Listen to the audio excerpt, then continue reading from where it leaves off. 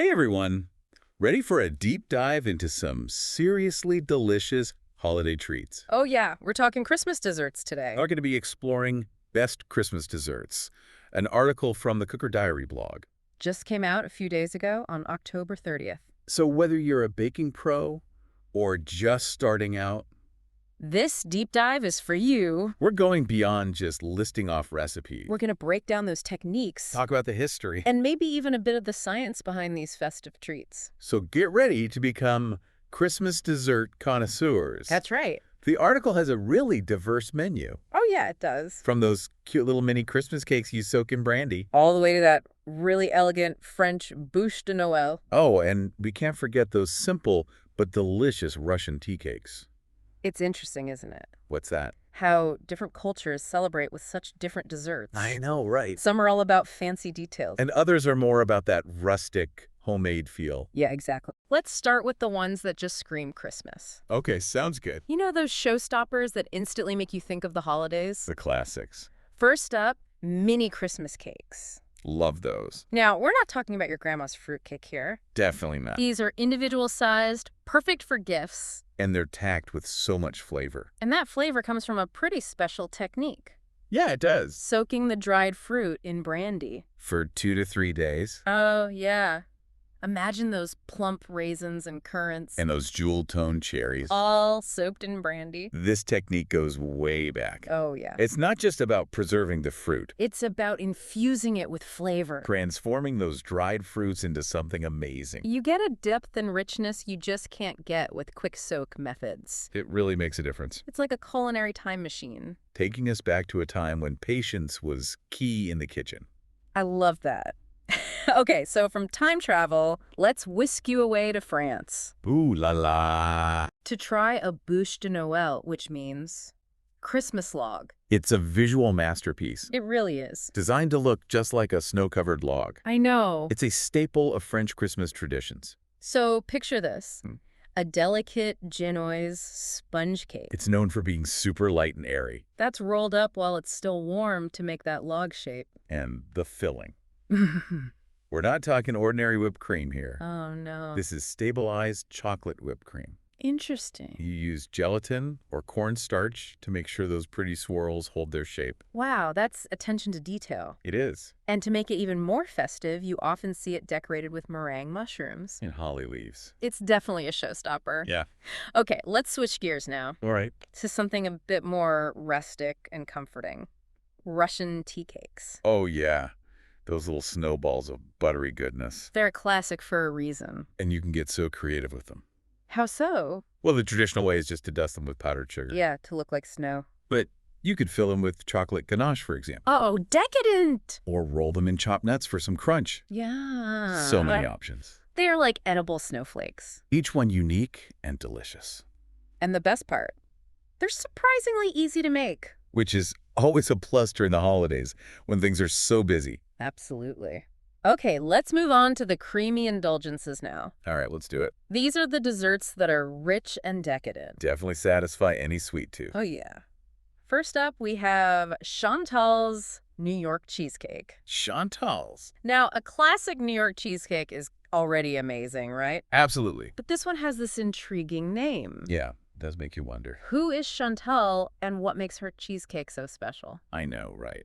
The article doesn't actually say. It's a mystery. It's like a delicious mystery waiting to be solved. It really is. Maybe Chantal was a famous baker. Maybe she was known for her amazing cheesecake skills. Ooh, or maybe she was a close friend of Adam's. Adam being the author of the article. Exactly. And maybe Chantal shared this recipe with him. And that's why he included it. I love a good food mystery. Me too. It adds a personal touch. A sense of history. Yeah, it makes you wonder about the people behind the recipe. Absolutely. But even without knowing the full story. We can still appreciate the cheesecake itself. Yes, it's a classic New York cheesecake. With a graham cracker crust. And a creamy filling made with high-quality cream cheese. And just a hint of vanilla. It's all about simplicity. Letting the ingredients shine through. Now, speaking of simple yet elegant. We can't forget tiramisu. Oh, yeah, tiramisu. That Italian dessert with all those layers. It really is a symphony of textures and flavors. Ew. Creamy mascarpone. Coffee-soaked ladyfingers. And a hint of cocoa. Mmm. But don't let its elegance fool you. Oh, It's actually pretty easy to make. really? Think of it as a sophisticated Lego project for adults. Okay, you've got my attention. Tell me more about this Lego project for grown-ups. Okay, so you have these delicate lady fingers that you dip in this mixture. What kind of mixture? It's strong brewed coffee and rum. Coffee and rum. Yeah, the rum adds a warmth that balances the coffee's bitterness. I bet that smells amazing. It really does. And then you have the mascarpone cream. Okay, the mascarpone cream. The quality of your mascarpone makes a big difference here. Oh, You want a brand that has a rich, slightly tangy flavor, I see. almost like a really subtle cream cheese. Got it. So you just layer those coffee-soaked lady fingers with the mascarpone cream Okay. and then repeat. Easy. And to finish it off, You dust it with cocoa powder. Yep. It adds a touch of bitterness. And it looks so pretty. Exactly. So no baking required, Wow. Perfect for when you want to impress your guests. without spending hours in the kitchen. I like the sound of that. Now, if we're talking about comforting warmth. We have to talk about date nut loaf cake. Oh, yeah, that sounds delicious. This one's all about that rustic charm and those cozy flavors, So it's a simple loaf cake. packed with dates and walnuts. And the recipe suggests serving it with a warm brown sugar sauce. That sounds so good. Right, taking that comfort factor to another level. Absolutely. It's pure comfort food bliss. Now, what I find really interesting about this one Right. is that it's a one-bowl recipe, That's right. which means minimal cleanup. Less time washing dishes, more time enjoying dessert. Exactly. And speaking of simple pleasures. We can't forget about soft Christmas cookies. Oh, yeah, those classic cookies that are perfect for decorating. They might seem basic, Yeah. but there's actually some science involved in getting that soft and chewy texture. Really? Did you know chilling the dough for at least 2 hours is super important? I have to admit, I've totally skipped that step before. You have. Yeah, thinking, it's just cookies. How much of a difference can it really make? Well, it makes a big difference. Oh. It lets the gluten relax, Yeah. and that's what gives you a more tender cookie. So it's not just about patience. It's about understanding the chemistry of baking. I love that. All right, before we get too carried away with cookies, Yeah. let's go back to that other creamy indulgence we talked about. Which one? Tiramisu, Ah, tiramisu. the Italian classic. Never fails to impress. It always seems so elegant and sophisticated to me. It does, but it's actually quite easy to make. Oh, good. No baking required. Okay, remind me, what do we do again? You just layer What? delicate lady fingers that have been soaked in coffee and rum, And what goes on top of that? the mascarpone cream. Okay. And then you repeat those layers, Sounds simple enough. and finally you dust the top with cocoa powder. Okay, so it's like a grown-up parfait. Exactly. And you said there's no baking involved. None at all. Perfect for those busy holiday evenings. All right, now we can't forget about that New York cheesecake mystery. Oh yeah, Chantal's cheesecake. We got so caught up in all these other delicious desserts. That we almost forgot. The article doesn't tell us anything about Chantal. Or why this cheesecake has her name. It's a real puzzle. It is. Who was Chantal? Maybe a professional baker? Or someone's grandma with a secret family recipe. It's fun to think about. It really is. It reminds you that food is more than just ingredients. Absolutely. It's about stories Connections. and the people who make and share those delicious moments. Well said.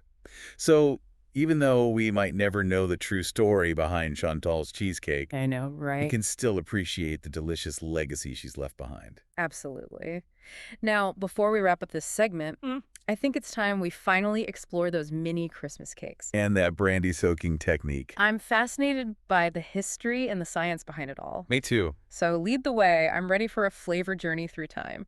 Let's go. So you mentioned earlier that soaking dried fruits in alcohol was a common practice. It was. Especially in the days before refrigeration. Why was that? Well, it helped preserve the fruit. Oh, okay. It would extend its shelf life and prevent spoilage. I see. So it was like a natural preservative? Exactly. And as a bonus, it made the fruit incredibly flavorful. And that's how we got those rich, complex fruitcakes. That's right. Now, the recipe for these mini Christmas cakes calls for a mix of dried fruits. You've got currants, raisins, sultanas, Oh, and chopped candied cherries. all soaked in brandy for at least 2 days. 2 days. That's a long time. It is, but it's worth it. I bet.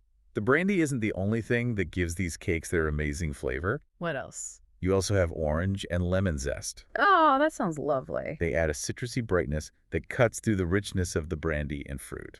So it's all about balance. Exactly.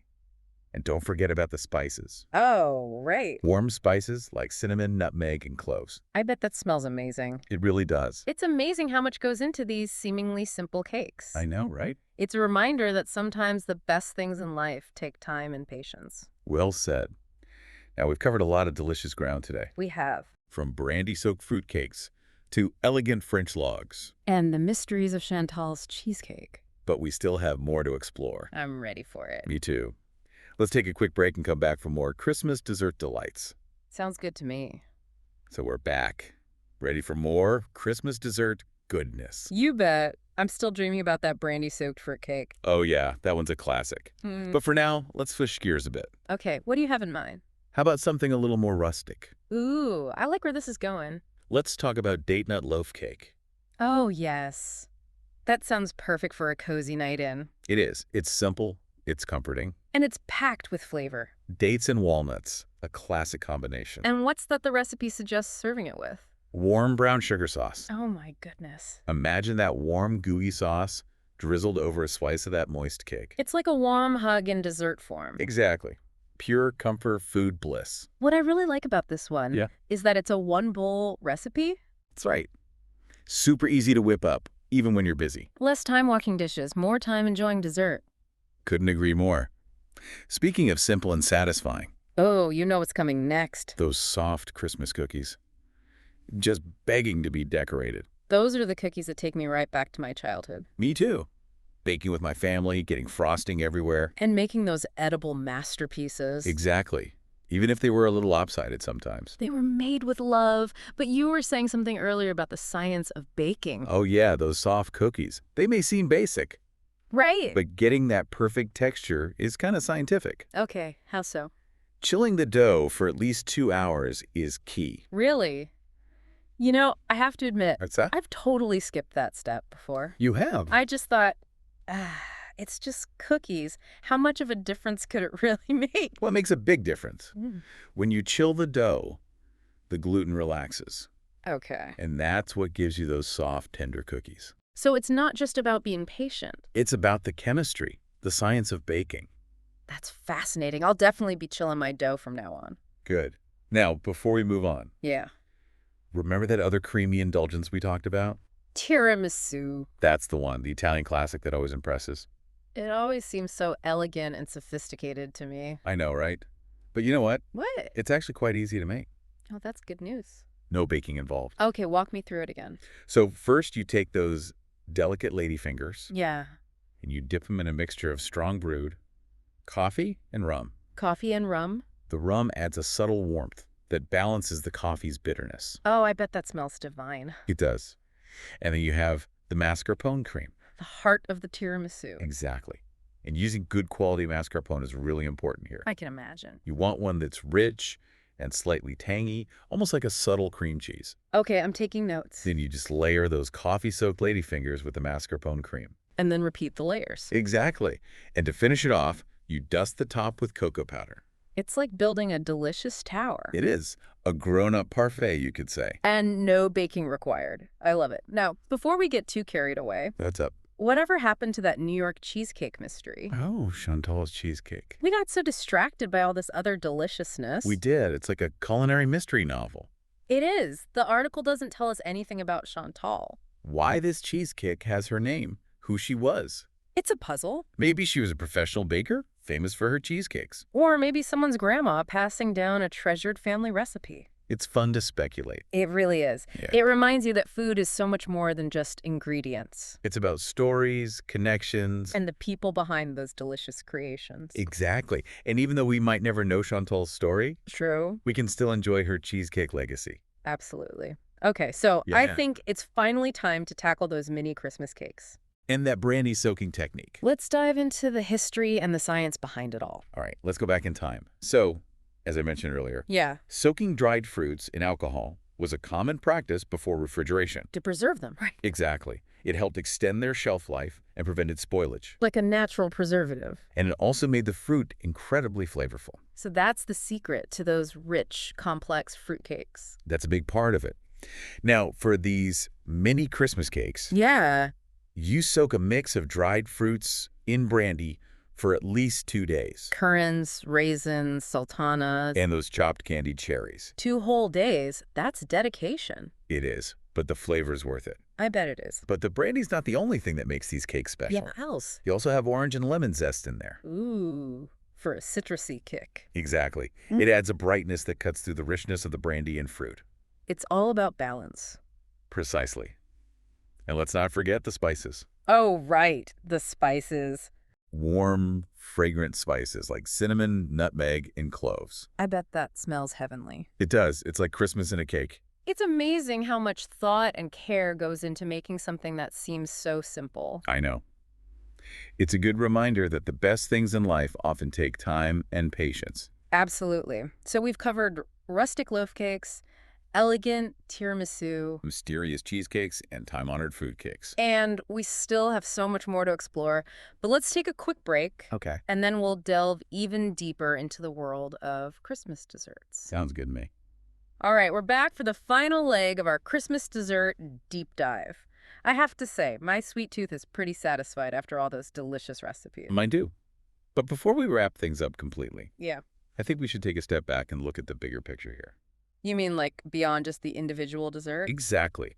We've been so focused on the recipes themselves, And the techniques. but we haven't really talked about the philosophy behind Cooker Diary. Oh, you're right. The blog that inspired all these delicious discussions. Exactly. Well, from what I've gathered, Yeah. Cooker Diary is about so much more than just following recipes. Absolutely. It's about sharing stories Exploring new flavors. and creating those special moments of connection around the table. Yeah, their About Us section really highlights that. It does. They talk about how cooking isn't just about instructions. It's about something more. Yeah, it's about connecting with loved ones and creating memories that last, That's a beautiful way to put it. especially during the holiday. I know, right?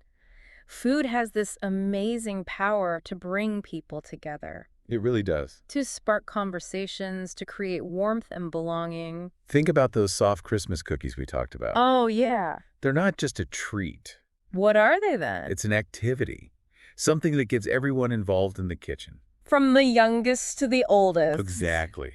Creating those moments of joy and laughter together. Even if you end up with more frosting on your face than on the cookies. Right. It's about those shared experiences. And the bûche de Noël, too. Oh, yeah. That one's special. It's not just a dessert, is it? It's a centerpiece, Yes. a conversation starter. It's a way to bring history and tradition to your holiday table. Exactly. And even something as simple as that date nut loaf cake Yeah. So good. can become a symbol of warmth and comfort. Especially when you share it with people you love. It's about those cozy moments of The connection. little rituals that make the holidays so special. So well said. So, as we wrap up this deep dive into Christmas desserts, Yeah. let's remember the message that Cooker Diary so beautifully conveys. What's that? Cooking is about more than just recipes. It's about connection Creativity. and the joy of sharing delicious moments with the people we love. Exactly. So whether you decide to try one of these recipes we've discussed, Or come up with your own culinary adventures. we hope your holidays are filled with good company, tempting treats, and cherished traditions. Absolutely. And if you have any favorite Christmas dessert recipes or traditions. We'd love to hear about them. Until next time, happy baking and happy holidays, everyone. See you next time.